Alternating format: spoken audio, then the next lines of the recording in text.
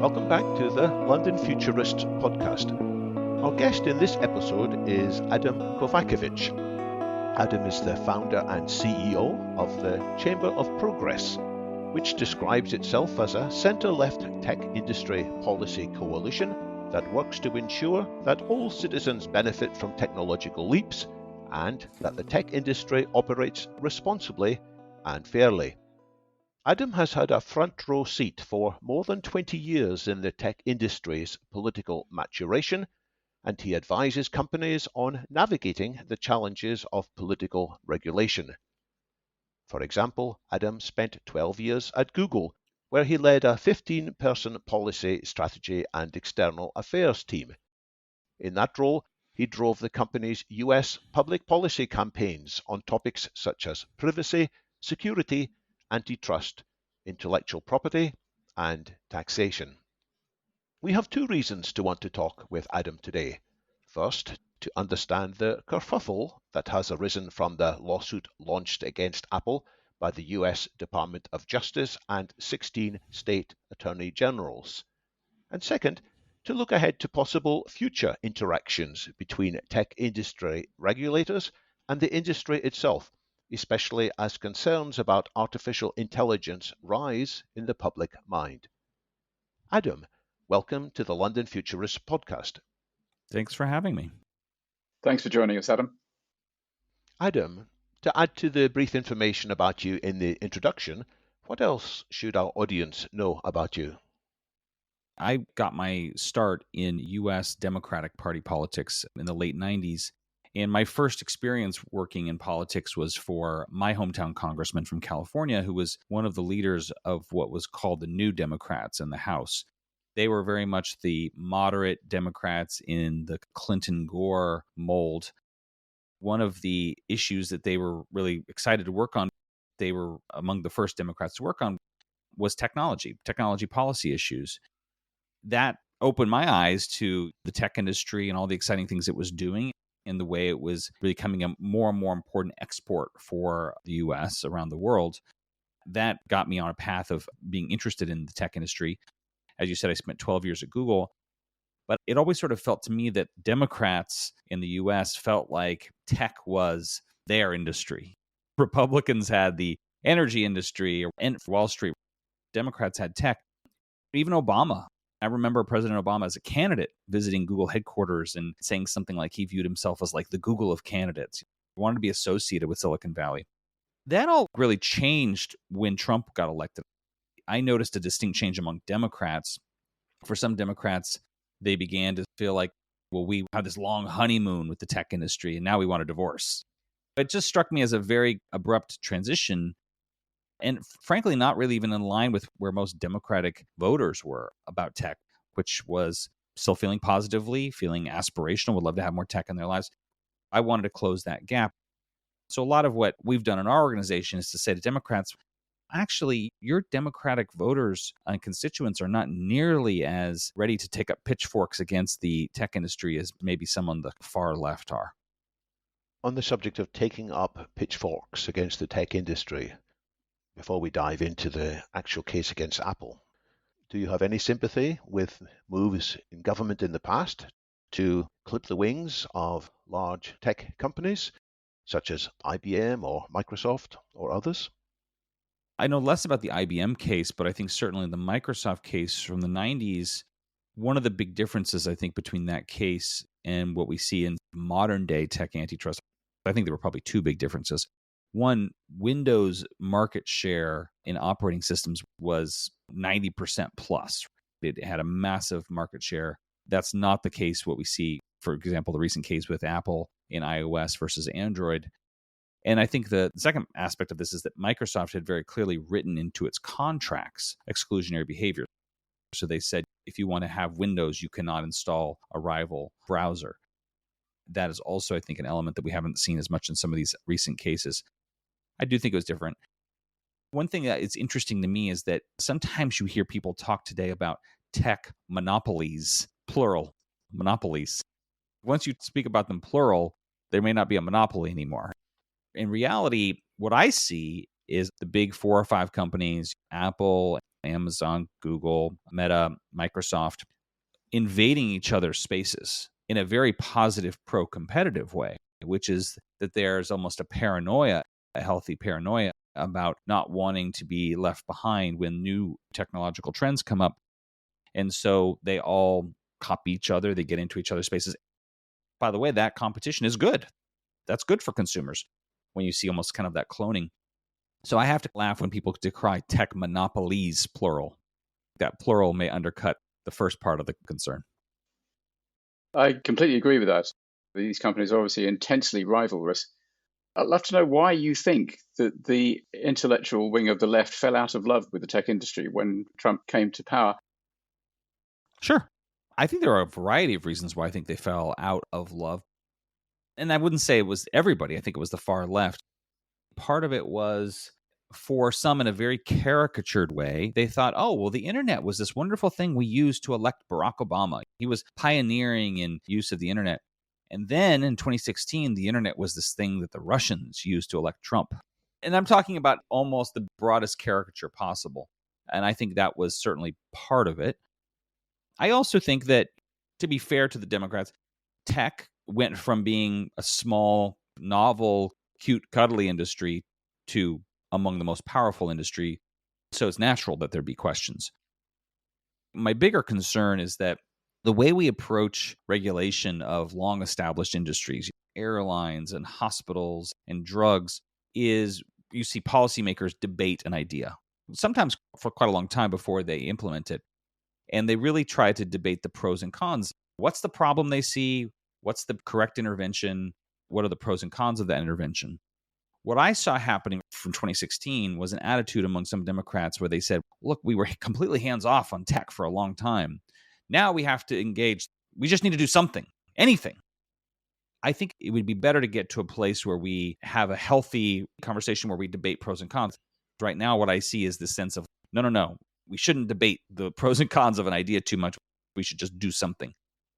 Which is presumably happening because the technology is moving so fast. People think they need to act quickly to deal with it. But you're right. It can lead to very unwise regulation. Yes, I think that's right. There's this idea of a hype cycle. The firm Gartner has created this idea of a hype cycle where new technology goes from overly hyped. This new thing is going to cure cancer. It's the best thing since sliced bread. It's going to be wonderful. And then something bad happens, because something bad always does happen.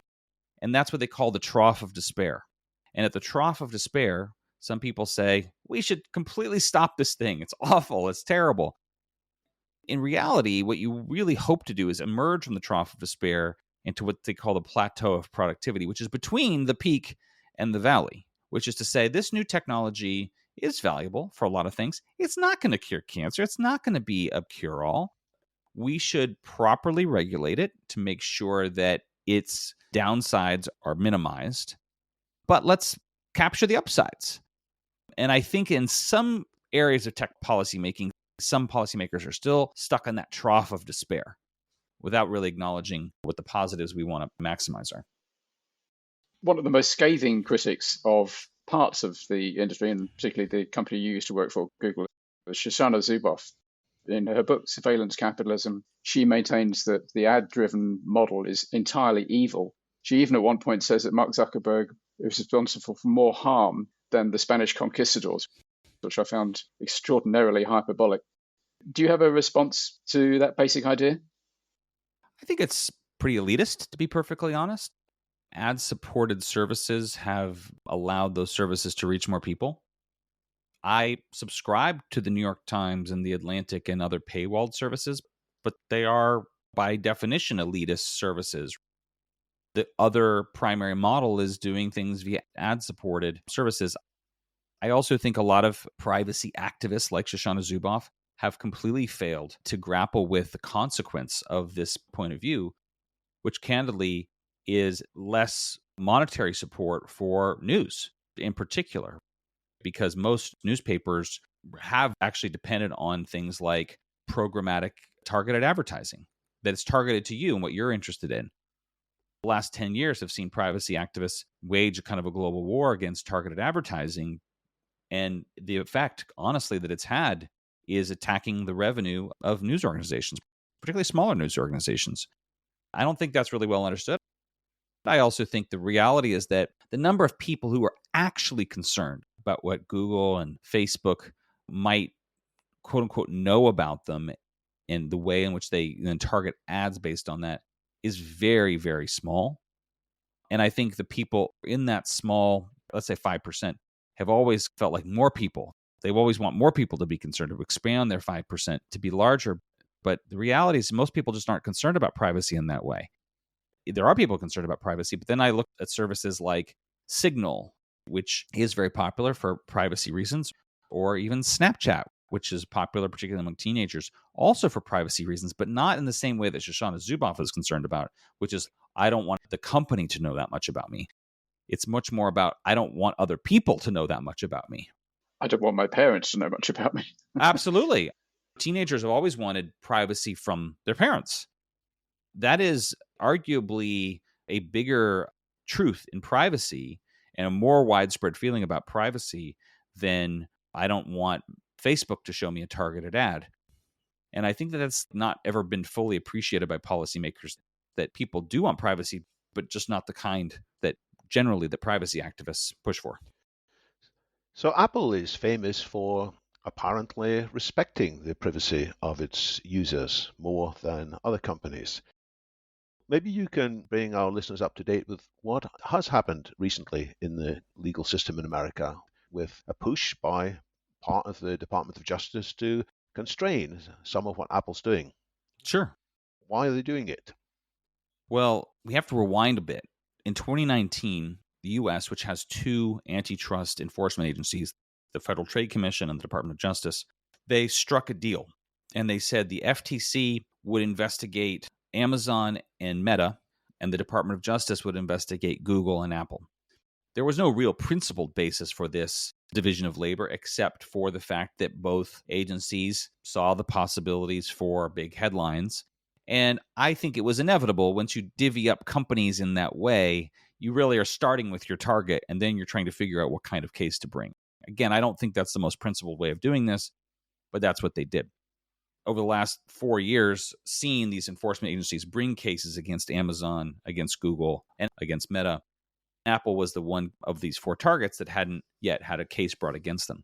Simultaneously, Epic Games had brought its own private antitrust case against Apple, really over its management of the App Store and the commissions that Apple collects on in-app purchases. They brought that case. It was heard in California 2 years ago. Apple largely won. The courts essentially were very reluctant to change the terms of the App Store management. They found that Apple had pro-competitive justifications. They also found that Apple competed with Android. And so this question of the App Store has largely been dealt with by federal courts in a way that Apple has generally prevailed. And so I think that left the Justice Department casting about for other topics to sue Apple over. What they largely ended up with was a case that's really focused on how Apple manages its operating system for the iPhone, iOS, and particularly the integrated nature of it, the walled garden nature of it, which isn't as open to outside services as maybe some would like, but has always been that way. And that's really the heart of the case.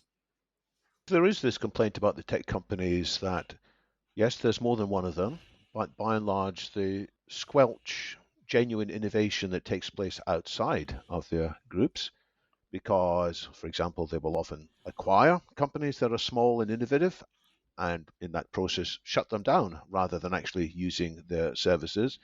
And secondly, if people do have an app that adds real value on top of the platform, sometimes it does end up having awkward hurdles to jump over to get into the stores and to continue having a financial viability. Do you have any sympathy for that view that says that we have to keep prompting big tech to allow young upstart companies to have a fair crack of the whip? Yeah, I do. But I also think it's kind of important. What are you talking about? For example, one of the complaints that has been made for years is from a company called Tile, which does the tracking devices that you can attach to your keys, for example. And then if you lose it, It's connected to your phone and we'll help you find that. They've argued that Apple's treatment of them is unfair. Now, their complaints didn't make it into this case, but Apple has a service called Find My Phone. It's also, they have AirTags. And the way that AirTags work is using the network of iOS devices, creating essentially a network to help you find your device. And that's how it works. Should that be open to Tile? I don't necessarily think so. I think that Tile itself has its own privacy security infrastructure that they need to deal with. Apple has taken a lot of steps to make sure that AirTags can't be abused. There's always this question of making sure that an AirTag isn't surreptitiously placed on someone. Could they ensure that for a third-party service like Tile? So I think that you start off with this surface level claim, well, they should be open. But then once you kind of go the next level down, you sometimes have a competing value that comes into play. And again, in the case of the iPhone and iOS, it's always been this very integrated experience, which is different from Android. One of the things that the DOJ has done is to declare that Apple has more or less a monopoly of a market category called performance smartphones. Do you think that's a reasonable market definition, or do you think it's a regulatory conjuring trick? I think it's the latter. You almost always see in government antitrust cases the government gerrymandering or jerry-rigging the market definition. And you saw this in the FTC case against Meta. They said that Meta operates in a market called personal social networking. That didn't include LinkedIn because that's professional, and it didn't include Twitter because that was something else. They do this in a way so that they can show that the target dominates the market. I think that market definition is vulnerable to attack in court because what Apple will say, and I think credibly, is that Apple devices compete in the marketplace against Android devices. Android is actually way ahead in Europe. In the UK, it's more neck and neck. In the US, Apple iOS probably does have a slightly larger share, but nowhere near the 70% plus that you typically see in monopolization cases. And I think that the actual market share of iOS in the United States might be more closer to 55%, 60%, which is not nearly high enough really for a case. And I think that the competitive presence of Android is going to be a weak spot in the DOJ's case against Apple. So should Google be cheering on this case, or is that short-sighted if they would do that? Here's my perspective on it. For the last couple of years, Google has been pretty vocal about how non-iOS messages are treated in iOS. What's described in this case as the green bubble issue. If you're using iMessage and if you're messaging with another iPhone user, the messages show up in blue because they're encrypted. If they are coming through an Android device or SMS, they're coming up in green to signal that they're not encrypted. And Google has complained for several years that this is discriminatory against Android users and makes them feel like second-class citizens. It might be a reason why particularly young people choose iOS over Android. Interestingly, outside the US, a lot of people scratch their heads at this argument because the truth is that outside the US, everybody has responded to this conundrum by just using WhatsApp instead. And so this idea of the blue bubble, green bubble is sort of uniquely American. And the extent the DOJ talked about social stigma, I don't know that social stigma is enough to base an antitrust argument on. So because Google has been concerned about this, they might, on the surface, like that aspect of it. On the other hand, if Apple lost this case, then I think Google would face the same legal theories used against it on search. The heart of this case is this idea that Apple has what's called a duty to deal, that it owes something to other wallet providers like banks or other smartwatch providers like Garmin. And if Apple were to lose, then the same theory would be used against Google to help Yelp get guaranteed access to its search results or TripAdvisor. So I just think it might be a short-term gain, but long-term loss. Most of the commentary I've seen about this case concludes that it's going to last for 10 years and then nothing much will have happened and or the tech landscape will have moved on so far that it's completely and utterly irrelevant. It will be a textbook case of regulatory action being fighting the last year's war and losing it as well, probably. Do you think that's right, or do you think that it could surprise us and there might be some near-term dramatic consequences for Apple? Well, it's interesting because prior to the Biden administration, U.S. antitrust enforcers had generally a bias towards bringing settlements and striking settlements with companies. And so they would investigate and they would go to the company and they'd say, well, we're prepared to bring suit. Let's talk about a settlement. And for the most part, companies would engage in those settlement conversations.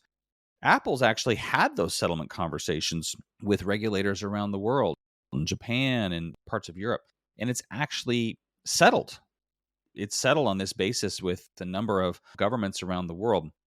But one thing about the U.S. antitrust enforcers, Jonathan Cantor at the Justice Department and Lena Khan at the Federal Trade Commission, is that they're both part of this neo-Brandeisian anti-monopoly movement. And one of their core tenets is that settlements were too deferential to the companies. And so their mantra is to bring more lawsuits. Now, the risk in that is that the enforcers lose those lawsuits. I think they probably will lose most of these lawsuits, actually. But that's the vibe that they have right now. And they would prefer to launch a multi-year, somewhat quixotic lawsuit and maybe lose than to strike a settlement that would yield some positive incremental results. And that's their choice. And one of the interesting things about this is that this case probably won't see a courtroom for 3 years, probably. And by then, Jonathan Cantor, the Deputy Attorney General who brought this case, will probably not be at the Justice Department any longer. And so they don't have to own the consequences of what actually happens in the case. They get to have their moment where they say they brought the case and don't really have to face any consequences if they lose. So this is a pretty depressing view as to the caliber and the motivation and the operations of the anti-monopolists. Yes, it is. I agree. Is there anything more positive you can say about them?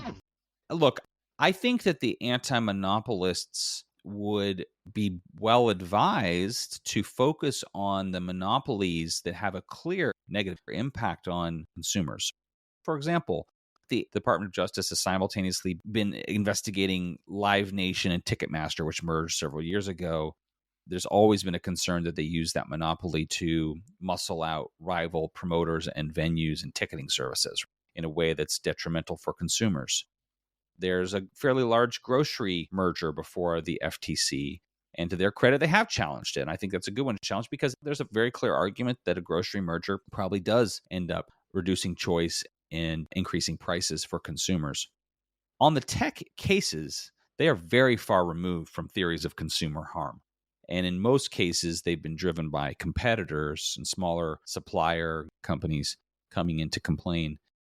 So I just think in some ways that enforcers have been sort of driven by this idea that, these big tech companies are just great targets. You get great headlines for taking them on, as opposed to really thinking about, is this something consumers want? Are consumers really clamoring for this? Is there a clear case that this is detrimental? So I do think that the anti-monopoly movement probably would benefit from more focus. Yeah. Let's look further ahead. And as David intimated in the introduction, at the moment, most consumers are slightly uneasy about the rapid advance in AI and related tech.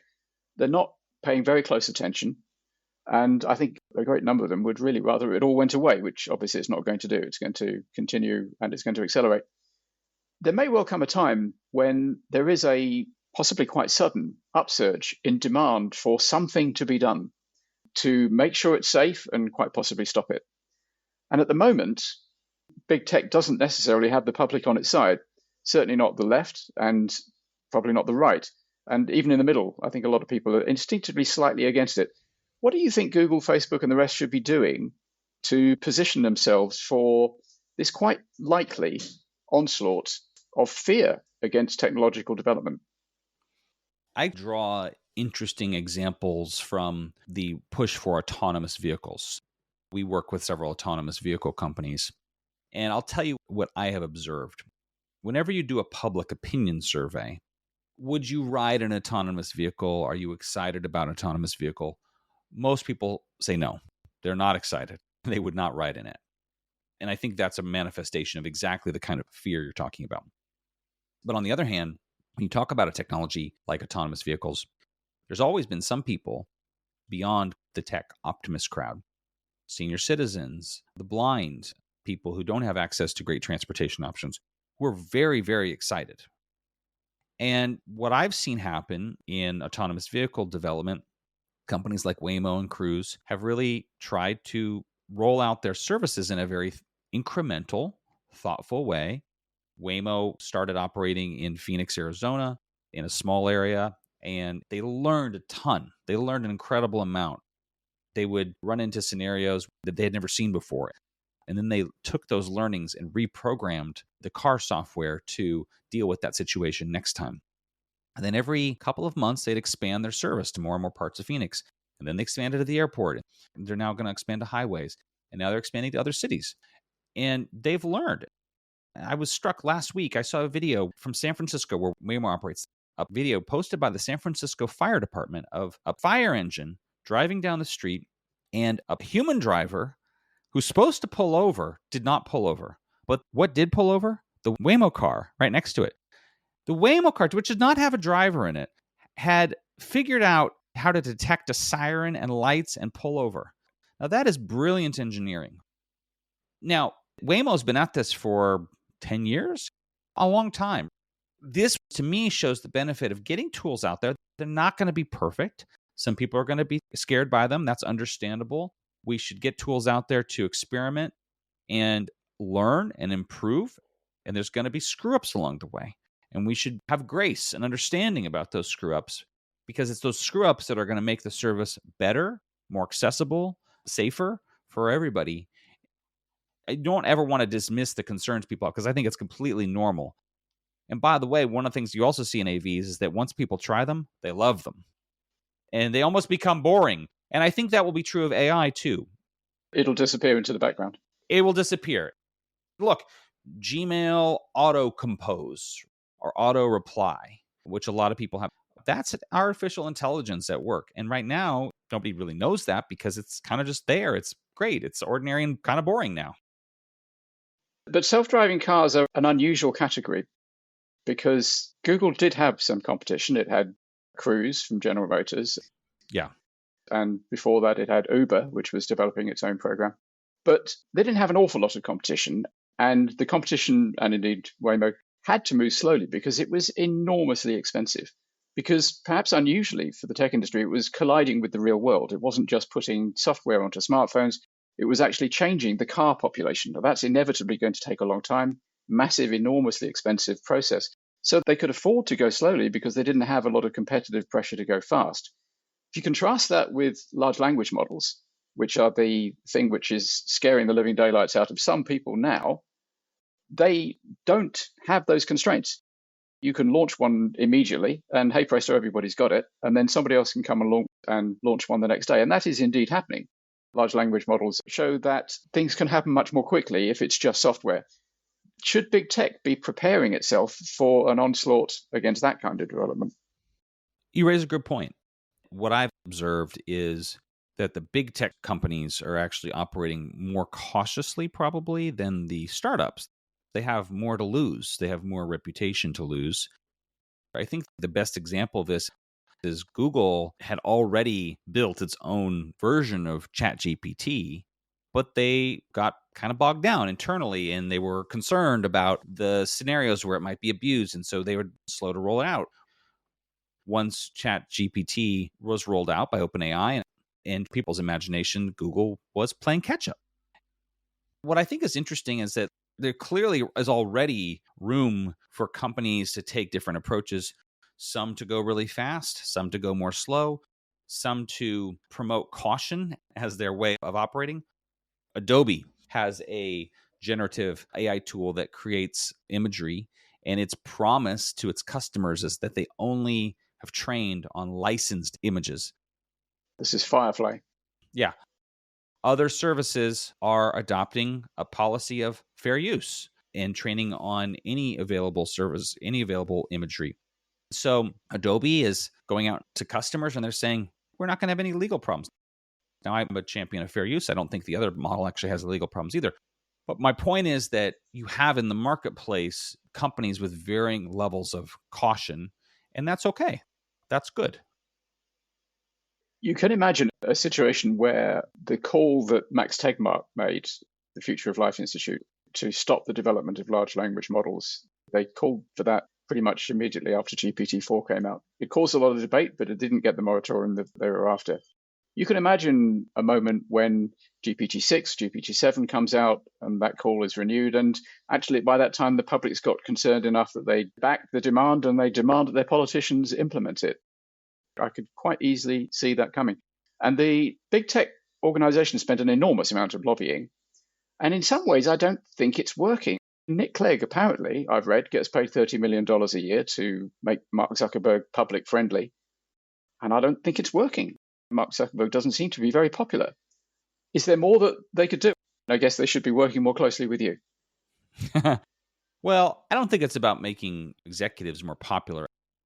The way I would think about it is this idea of we got to pause it all reminds me a little bit of, again, just what I've seen in autonomous vehicles, which is cities saying we have to just stop it all. And if we stopped it all, we wouldn't learn from the edge case scenario where a dog runs out in front of the autonomous vehicle and we learn how to deal with that situation. Look, Google recently found itself in the midst of a controversy because when you asked Gemini, its tool for imagery of Nazi soldiers, they showed Black and Asian Nazis, which is clearly not historically accurate. But you can understand why, because there was a concern that if you asked an image generator to show you images of a CEO, that because most company CEOs are male, that it would show only men, and that would reinforce a bias that we don't probably want to reinforce. But obviously, in the case of showing racially diverse Nazis, that's just ludicrous. This was a situation where all this unfolded in public, and Google admitted it made some mistakes. So it's going to go back and recalibrate and try to fix those mistakes. I think that's positive. I think all of that is a positive debate for us to be having. People talk about AI safety. Well, safety is in the eye of the beholder with respect to these things. There's a lot of cases that we can and should debate about what is the right way for an AI tool to operate. And I just think no one has all the answers figured out. But it's better to figure those things out through these kind of situations rather than say, nope, it all has to be stopped and paused. So you're not advocating any heavy-handed approaches. You're advocating taking the time to bring the public along in an understanding through incremental developments and to encourage some, I think the words were, grace and understanding, rather than trying to pigeonhole things into some simplistic big tech, bad, monopolies, bad, whatever. That's right. And I'm just very wary about policymakers who advocate broad, sweeping solutions to problems because I think it just deprives us of the chance to debate and learn about particular cases. Is there anything you'd like to say at the end to wrap up? Things that maybe have been missed from our conversation that would help listeners to understand the future of tech policy and regulations? No, I think we actually covered a lot. Nothing else comes to mind, really. Actually, I have one question maybe we can slot in. Sure. What do you think of the EU's AI Act? I don't think very highly of it. I think that the EU has been very quick to try to address every single possible thing that might possibly go wrong with AI before necessarily any of those things have gone wrong. In the US, we've taken more of an ad hoc approach to see what goes wrong, what's the right solution, and to legislate accordingly. I just think that's a better approach. Some people sometimes say, well, Europe is leading the world in technology regulation. And yet, it's not leading the world in technology innovation. And its regulation is probably the biggest reason why. I'm sorry, but Europe is not leading the world. Europe is lagging the US in technology innovation, and its regulatory approach is probably the biggest reason why. Many of us absolutely agree with you that Europe is not taking a part in the development of AI that it really should be, and indeed the rest of the world, Africa, the rest of Asia, apart from China, South America, and so on. But I'm not sure that the regulatory process is the reason for that. We just don't have the companies that can do it. We haven't got the single market in the way that America has and China has. There's a bunch of other reasons. But it is ludicrous to say the EU is leading AI. As you said, it's just leading regulation, and that's a totally different thing.